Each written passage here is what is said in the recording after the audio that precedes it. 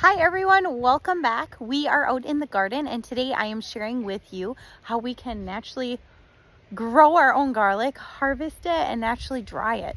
So I'm really excited to show you what's been growing here since late October. So the garlic here in my garden is growing in two spots. We've got some here in the front of the garden and then some where we've been growing it the last few years. This is the first time we've had it over here, and just because we grew so much that it didn't all fit. Today I'm going to be harvesting German extra hardy garlic from over here, as well as Medici. Now last year over here, I attempted to leave my paper bags out here with the labels on, but as you can see, these disintegrated quite a bit. So thankfully I kept note that we've got our German extra hardy in these two rows here and our Medici over here. I think planting garlic is arguably one of the easiest things you can plant.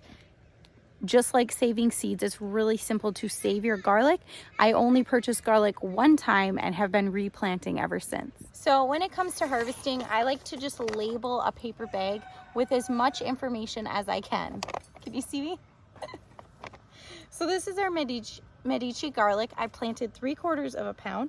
I planted it on October 29th, 2022, and I'm harvesting it today, July 8th, 2023. First, I'm just gonna pull this garlic right out of the ground. If I'm lucky, it's easy and pulls right out. And we're gonna put it right in the bag for now.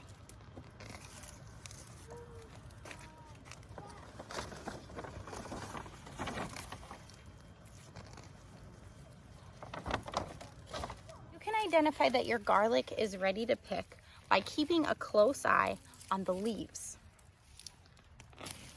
So the leaves start to die a little bit, and once you get down to 1, 2, 3 leaves that have turned brown, you know it's time to harvest. Unfortunately, when these leaves start deteriorating, they sometimes fall off and you miss them altogether. So you really do have to keep an eye on your garlic so you don't miss this stage.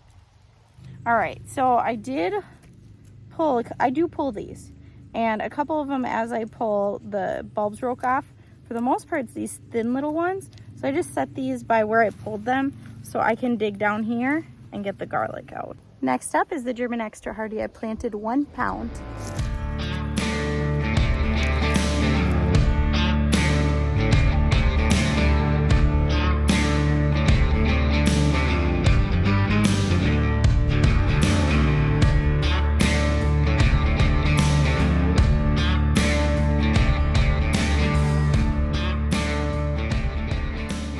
So every year, wherever I'm pulling garlic out from, I alternate.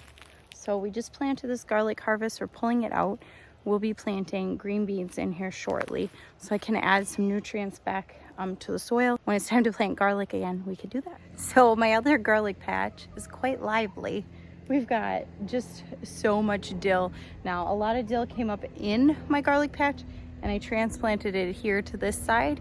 But as you can see, it's pretty much overtaken everywhere. So I'm gonna try to be a little mindful, pull up the garlic, and if I pull some dill, oh well, I'll bring it in the house. So in this patch, towards the front here, the first row and a half is this champagne garlic. We don't know the official name. We're told it's the champagne of garlic, so that's what we've been calling it ever since. The rest of this is chestnut red. So I'm gonna get all these pulled, put in their appropriate bags, and yeah. The way I marked these is maybe not the most ideal, but I just have stakes in the ground in a row to mark when I changed varieties. So sometimes as you're harvesting your garlic, you get really tiny bulbs. Other times you get these gigantic ones. So I've got a few here. It's kind of hard to see them, but right there, that are really big. So now those are the ones I will save to replant so that we can get bigger bulbs. Unfortunately, that means we eat the smaller ones first. So on to the last variety. You might have noticed that all the varieties I plant now are hardneck varieties, which is what is recommended that grows best here in my zone 4B in central Minnesota. Now, we did do some soft neck varieties before because I really wanted to try them as well. And they were fun, but the bulbs were smaller. We ended up getting a lot of stem bulbs too, and it just ended up being more of a pain to work with. So I just switched over to hardneck since that's what's best, but it's always fun to try out some of those things too. If I ever question a variety, I just toss those in a bowl in the kitchen to use up first, and then I just don't label them as what variety they are. So can you tell I harvested? It's a pretty big mess, so I'll clean this up one of these days here. I'm probably going to tie up my dill. Might leave these stakes here and just kind of do a rope around. I might end up pulling some of the dill that's in the middle here just to make it easier for bean planting, and then we'll get some green beans in here for more green beans. So can you tell I harvested? It's a pretty big mess, so I'll clean this up one of these days here. I'm probably going to tie up my dill. Might leave these stakes here and just kind of do a rope around. I might end up pulling some of the dill that's in the middle here just to make it easier for bean planting, and then we'll get some green beans in here for more green beans. So here you have it, a wheelbarrow full of garlic. This is a year's worth of garlic for us. We do still buy garlic powder, but I don't buy any other garlic. So this is it. Now that was the easy part. I'm exhausted, but it was the easy part. I'm gonna get this up top and I will be right back in a little bit to show you how we are going to naturally get this to dry. All right, so we're back in the house. I have my helper here and we've got this rack that we're gonna be using for our garlic. Now we use this for garlic and herbs. It's originally intended for clothing. I'll leave a link in the description with where I found it. I purchased this with an idea that it would work for herbs, and it works so great with garlic that I really do love it for garlic as well. So what we're gonna do is we're gonna load it up and we're gonna separate a little bit so we know what's on each shelf, okay? The garlic here, I did try to kind of shake them off in the garden, but there's going to be some dirt on here, so if you want, you can wipe these off a little bit. We're gonna trim this up later after it dries, but for now, we're gonna just load this up. So I like to, kind of like you would, weave, can you put that one down there, bud, so the bulb's way in the back? Actually, let's do the bulb in the front first. Change my mind. All right. That is how it was. Yeah. So, and then try to tuck in the leaves and stuff so they're not a problem. So any leaves that are untucked. So basically what we want to do is want to make sure there's some good airflow here. So we're going to put another one. He's going to kind of space them out a little bit. You don't want them touching, the bulbs touching. Now, in order to utilize this small space, I have to get kind of creative. You can just grab them as you toss them there and put them in the right spot. I have to get kind of creative and layer them a little bit. So, get all these on here, and then I'll show you what we're gonna do to layer them. These are curved, so they go with each other, but then when we get the straight ones again, it's not gonna work. Yeah. Yeah, you can switch them out if you need to. Alright, and then this one maybe, oops, sorry. Okay, so now, since we've got one layer, we're gonna switch where the bulbs are for the second layer. So I can either lay them towards the back or the sides. Let's start with your side. okay. All right, bottom row is going to be Medici. Can you say that? Medici. I'm not sure that's how it's pronounced, but I think it's the same spelling as like the Medici family. So that's what I'm going with. The closest you can get them together without them touching would be best. Yeah. So we can fit more. Kind of like sewing. Yeah, see? Like I said, weaving. Similar concept. Is that the last one for over there? Might. You might have to flip it. Does it work better this way? All right, now these ones we'll put with the bulb towards the back. Yeah. Actually, it's gonna do a side harder. Or I can start the ones over here too if you want. What I'll do is when these are all dry, I don't really have a good rule for how long to dry them. Probably a couple weeks. Okay. A couple weeks to a month. But what I've done in the past is just left them out here till they're dry until I have time to take care of them, because it doesn't hurt anything to leave them here.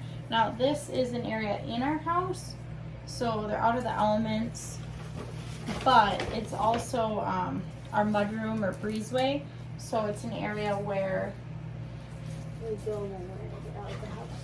right, we'll see it all the time, but it's also not directly in the house either. So it's kind of best of both worlds. Not exposed to the elements, but also just a nice kind of dry spot too. There's no air conditioning in here. You gonna remember how to do this when you grow up? Maybe. I can't. Don't have Okay. enough space. All right, so which way do they have to go now? This way? Oh yeah. And then we can't go over this way again. So that's where we run into problems, is growing this much garlic and then having such a small space to dry it, I do sometimes have to overlap again. So I just try my best not to. See how I kind of moved these a little bit? So not, yeah, some of these, look at this one. That one's pretty big. Good size. This is the earliest I've ever harvested our garlic. I wanted to get those beans in, but also the leaves were ready, so it is what it is. Last year, I think this is the beginning of July. Last year I harvested at the end of July, and the year before I harvested in the middle of July. It was quite different. So I could have probably left them in a couple more weeks, maybe, but because the leaves were ready, I went ahead and harvested them. We don't want to leave them too long and then risk losing our garlic, right? So finding that happy spot, but I go by the leaves. We still have a few more left. We'll start stacking towards the front again.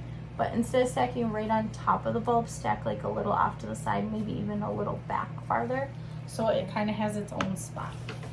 So the point is to have good airflow.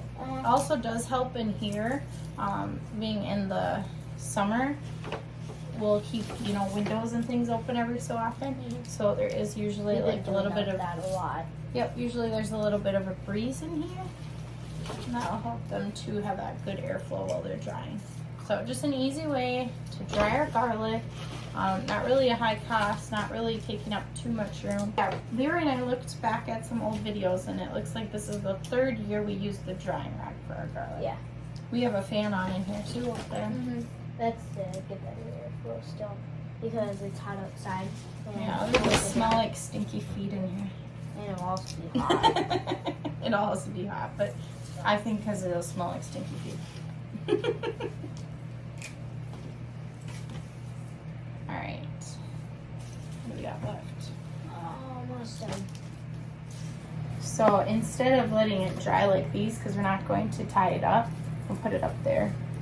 So what we're going to do after these dry is, I tried a couple years ago braiding our garlic, and I think that did work pretty well for the soft neck variety, although we did have some stem bulbs that were kind of a problem.